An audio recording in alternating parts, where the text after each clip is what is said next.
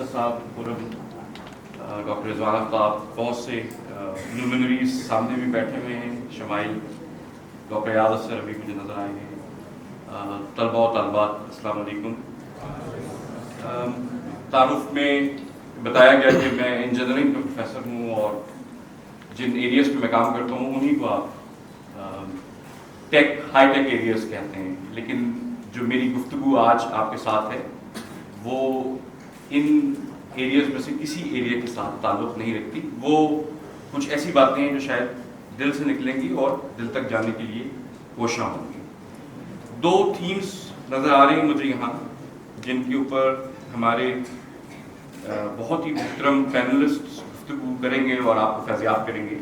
پہلا ہے diversity and inclusion اور دوسرا ہے readiness for the work placement, knowledge development کے پرسپیکٹو میں۔ سب سے پہلے تو آرٹس ڈیولپمنٹ کو ہدیہ تہنیت یونیورسٹی کے ساتھ مل کر کے آپ نے اس کاوش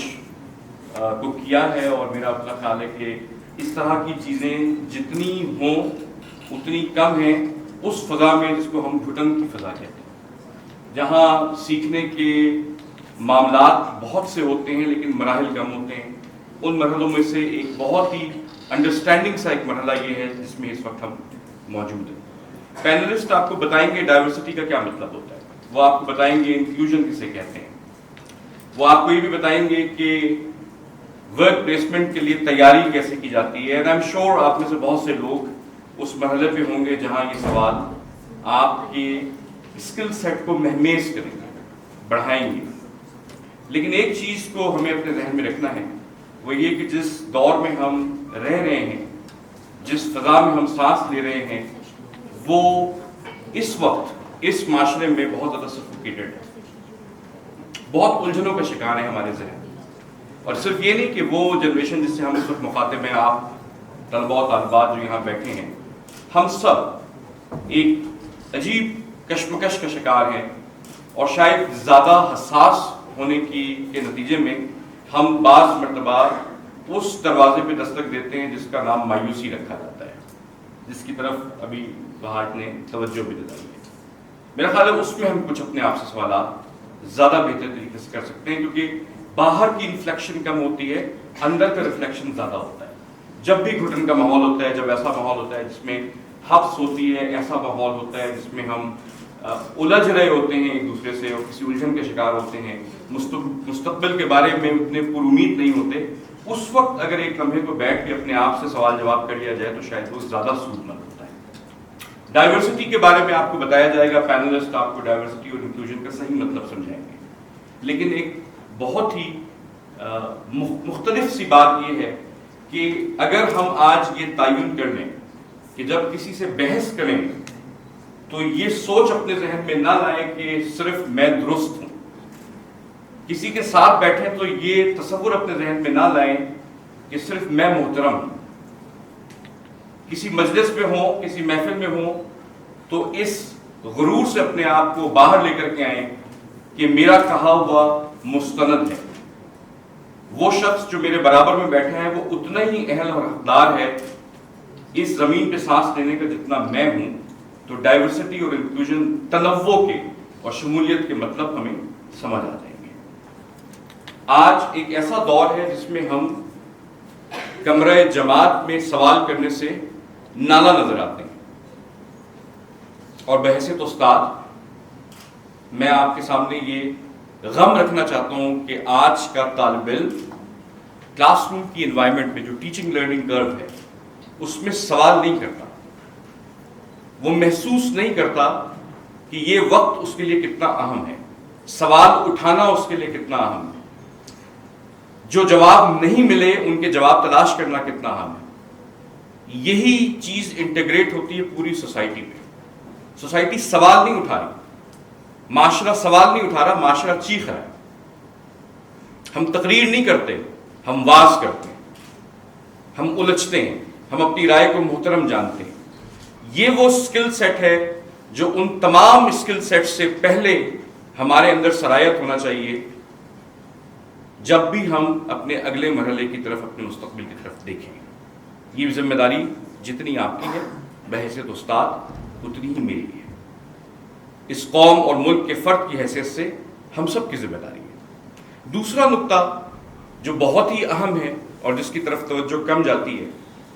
وہ یہ کہ پوری قوم نے ضبط نفس کا درس بھلا دیا ہے۔ ہر شخص ہر لمحہ اس فکر میں ہے، اس کو کمپٹیٹیونیس نہیں کہتے، اس کو مسابقت نہیں کہتے، ہر شخص اس فکر میں ہے کہ کس طریقے سے کوہنیاں مار کے وہ دوڑ میں آگے بڑھ جائے۔ ہم اپنے کلاس رومز کے اندر تکنیک تو سکھاتے ہیں، ترکیب سکھاتے ہیں، تربیت نہیں سکھاتے۔ بنیادی طور پہ یہ وہ مرحلہ فکر ہے جس کی طرف ریڈینس، تیاری کا عمل شروع ہوتا ہے۔ بہت سی باتیں آپ سنیں گے انڈسٹری کے، پاکستان کے اندر مایہ ناز لوگ جن کو یہ اعزاز حاصل ہے کہ اس معاشرے کے اندر ان کنسٹرینٹس میں رہ کر کے انہوں نے کامیابی کا سفر طے کیا ہے، اور وہ بحیثیت مثال آپ کے سامنے پیش ہو رہے ہیں، آج کے پینل میں بھی شامل ہیں۔ یہ جس دور میں ہم سانس لے رہے ہیں یہ دور پرفسون ہے۔ ہم نہ آپ کو آرٹیفیشل انٹیلیجنس کے بارے میں بتا رہے ہیں،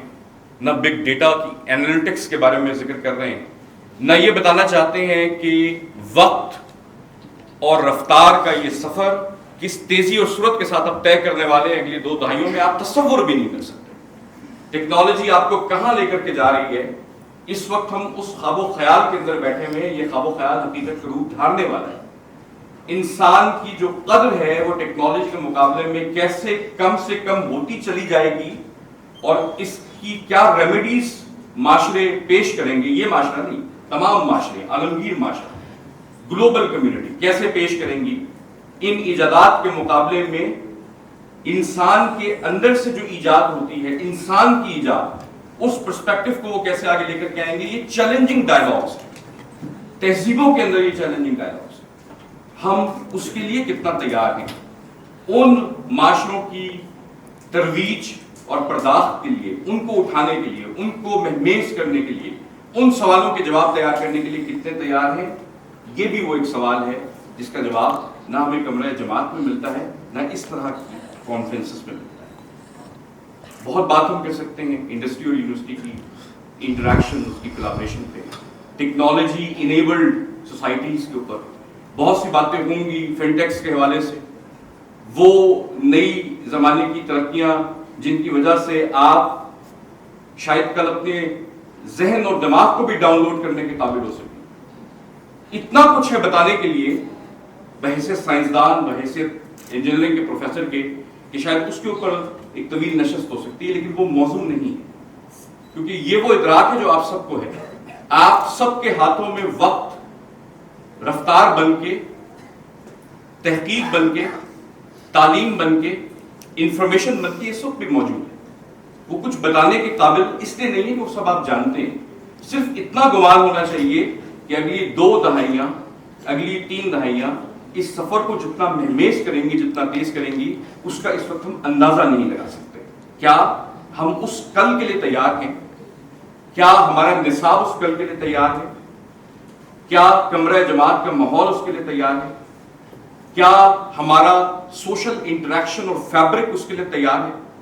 کیا ہم اس کے لیے تیار ہیں کہ جب کل ہمارے دروازے پہ دستک دے تو ہم محروم اور مظلوم نہ ہوں، ہم اس چیز کی نوحہ گری نہ کر رہے ہوں جس چیز کی نوحہ گری ہم 70-78 سالوں سے سن رہے ہیں؟ یہ وہ سارے سوالات ہیں جن کو میں ریڈینس کہتا ہوں، جن کو میں تیاری کہتا ہوں۔ یہ تیاری کہاں سے شروع ہوگی؟ یہ تیاری اپنے اندر سے شروع ہوگی۔ پہلا سوال آپ نے اپنے اندر ڈالنا ہے، پہلا سوال آپ نے اپنے آپ سے کرنا ہے۔ وہ آپ جو ایک خاندان کے لیے اہم ہے، وہ آپ جو پھر ایک قبیلے کے لیے اہم ہے، اس علاقے کے لیے اہم، اپنی لوکل اکانومی کے لیے اہم، اس کے بعد اس معاشرے کے لیے اہم، پھر ایک گلوبل اکانومی کے لیے اہم ہے، وہ انسان جو اس کائنات کے لیے اہم ہے۔ تو یہ سوال اپنے آپ سے کرنے کی ضرورت ہے، اور یہ سوال درون خانہ پیدا ہوں گے۔ اگر بیرون کو چینج کرنا ہے، اگر تبدیلی لانی ہے وہاں جہاں آپ اپنے آپ کو کسی منزلت پہ دیکھنا چاہتے ہیں، تو پھر اس کا سبب سب سے پہلے آپ کی ذات کے اندر پیدا ہونا چاہیے۔ یہ وہ سوال ہے جو استاد کو کرنے ہیں، یہ وہ سوال ہیں جو طالب علم کو کرنے ہیں، یہ وہ سوالات ہیں جن کے جوابات آپ نے خود تلاش کرنے ہیں۔ امید یہ ہے کہ آج کی اس نشست سے آپ سوال اوریجنیٹ کریں گے، جو پینلسٹ آپ کے سامنے اپنے فہم اور ادراک کی بنیاد پہ، اپنے تجربے کی بنیاد پہ وہ اسکل سیٹ جس کی طرف وہ اشارہ کریں گے یا آپ کو پہنچانے کی کوشش کریں گے، اس میں آپ کا کام صرف ریسیو کرنا نہیں ہے. آپ صرف ریسیونگ اینڈ پہ نہیں بیٹھے ہوئے، آپ کا کام ہے سوال اٹھانا تاکہ جواب دینے کی اہلیت آپ کے اندر پیدا ہو. بہت مایوسی ہے یقینی طور پہ، ہم سب محسوس کرتے ہیں، لیکن یہ مایوسی ایسی نہیں ہے کہ جس کے پردے چاک کر کے آپ امید کی کوئی کرن نہ پیدا کر سکیں. وہ احمد ادیب قاسمی نے کہا تھا، جس پہ میں اپنی بات ختم کرتا ہوں، منجمد اندھیرا ہے، منجمد اندھیرا ہے، بالکل ایسا جیسا آج کل منجمد اندھیرا ہے، راستہ نہیں ملتا، پھر بھی باوقار انسان اس یقین پہ زندہ ہے، برف کے پگھلنے میں پاؤ پھٹے کا وقفہ ہے، اس کے بعد سورج کو کون روک سکتا؟